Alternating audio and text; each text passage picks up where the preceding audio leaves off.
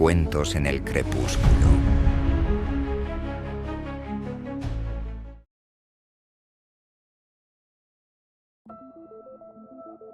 Desde que tengo memoria, el faro de la isla Grimshade ha sido un lugar prohibido. Aunque su estructura aún era sólida y su luz parpadeaba cada noche, nadie había subido a su torre en décadas. Se decía que el guardafaros original, un hombre llamado Elias Crowley, desapareció una noche de tormenta hace casi 100 años, y desde entonces el faro quedó envuelto en un misterio que nadie podía explicar. El pueblo hablaba de luces que no pertenecían al faro, de sombras que se movían dentro de la torre y de voces que parecían llamar a los que se atrevían a acercarse. Pero como suele suceder con las historias que los adultos cuentan para asustar a los jóvenes, nosotros, 4 adolescentes aburridos, decidimos desafiarla. Era una tarde de noviembre, justo antes del anochecer. El viento soplaba fuerte y las olas golpeaban con furia las rocas bajo el faro. Estábamos allí. Liam, siempre el líder de nuestras travesuras. Sarah, la escéptica que nunca creía en nada sobrenatural. Noah, que prefería evitar problemas pero odiaba quedarse fuera. Y yo, que nunca aprendí a decir no. Liam tenía un mapa que decía haber encontrado en la biblioteca del pueblo. En él estaba dibujado el faro con una anotación extraña. El último destello guarda el secreto. Era suficiente para alimentar nuestra curiosidad y llevarnos hasta esa torre olvidada. La puerta principal estaba cerrada, pero Liam, con su proverbial arrogancia, tenía una palanca. Tardó menos de 1 minuto en abrirla. Al entrar, el aire cambió de inmediato. Era denso, frío, cargado de una humedad que no provenía solo del océano. Dentro, el faro parecía mucho más grande de lo que aparentaba por fuera. La escalera de caracol ascendía interminablemente y la luz tenue del atardecer apenas lograba iluminar el primer tramo. «Vamos, no tenemos toda la noche», dijo Liam, comenzando a subir. Mientras lo seguíamos, las paredes comenzaron a mostrar algo que no habíamos visto desde abajo. Grabados en la piedra. Eran símbolos antiguos, espirales y figuras que parecían bailar y retorcerse con cada paso que dábamos. «No es nada», murmuró Sarah, aunque su tono no sonaba tan seguro como de costumbre. Cuando llegamos al primer rellano, encontramos una puerta entreabierta. Dentro había algo completamente inesperado. Una sala circular con espejos cubriendo cada pared. Eran viejos, manchados y deformados, pero cada uno reflejaba algo ligeramente distinto. Sarah se acercó a uno, tocando su superficie.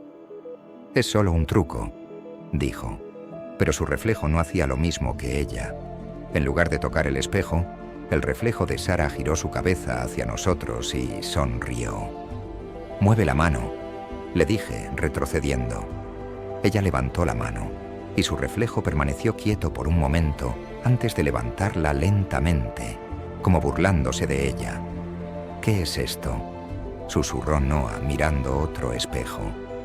En este, su propio reflejo parecía estar rodeado de agua, con algas moviéndose a su alrededor. «Es suficiente», dijo Liam. «Vamos al siguiente nivel».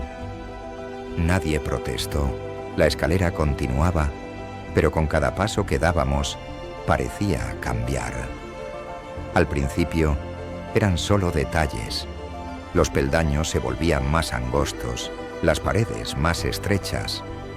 Pero pronto comenzaron a surgir grietas que dejaban entrever un espacio infinito, como si el faro estuviera flotando en el vacío. «Esto no tiene sentido», dijo Sarah. «Deberíamos haber llegado al tope hace rato». «Es un truco óptico», respondió Liam, aunque su voz ya no tenía la misma seguridad de siempre. De repente el sonido de un golpe resonó desde abajo, como si algo hubiera cerrado la puerta de entrada con fuerza. «¿Quién está ahí?», gritó Noah, pero no hubo respuesta, solo el eco de su propia voz. Fue entonces cuando las sombras comenzaron a moverse, cuando finalmente llegamos al cuarto de la lámpara. El sol ya se había puesto y la única luz provenía de la linterna giratoria. Pero en lugar de iluminar el mar, parecía proyectar imágenes en las paredes, barcos hundiéndose, tormentas desatadas, figuras cayendo al océano. ¿Qué es esto?, pregunté acercándome a una de las imágenes. Era tan vívida que parecía real. Fue entonces cuando lo vimos. En el centro de la sala, junto a la linterna, era un hombre, o al menos lo parecía. Vestía un abrigo largo, como los que usaban los marineros de antaño, pero su rostro era imposible de distinguir. «¿Quién eres?», preguntó Liam, pero el hombre no respondió.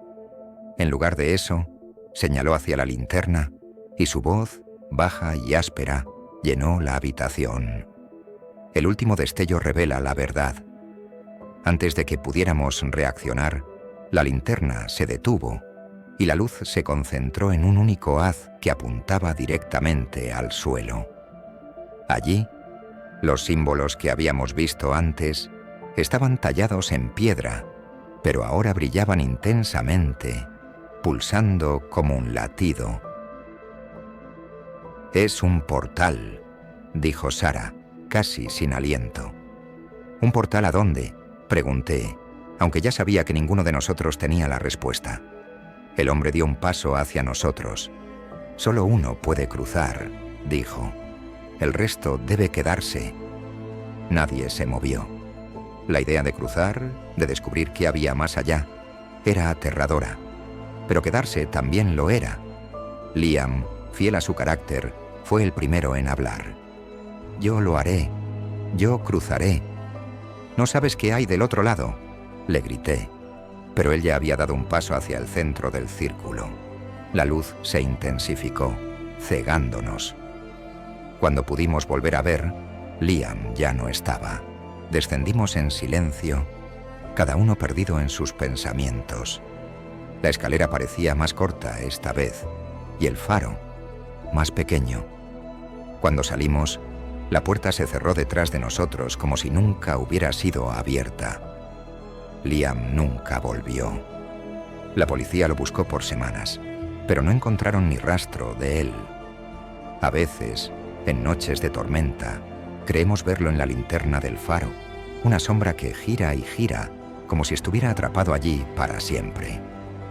La pregunta que no puedo dejar de hacerme es: ¿qué habría hecho yo en su lugar? ¿Habrías cruzado tú?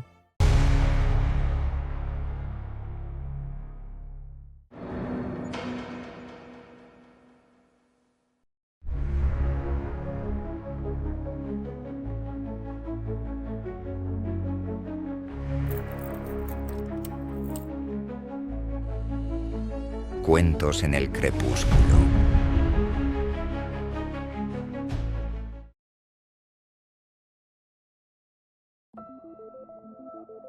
Desde que era niño, siempre me fascinó el tren que pasaba por la vieja estación de Hollowbrook justo al caer el sol. Era un tren que no figuraba en los horarios, que nadie parecía tomar y que desaparecía tan rápido como llegaba.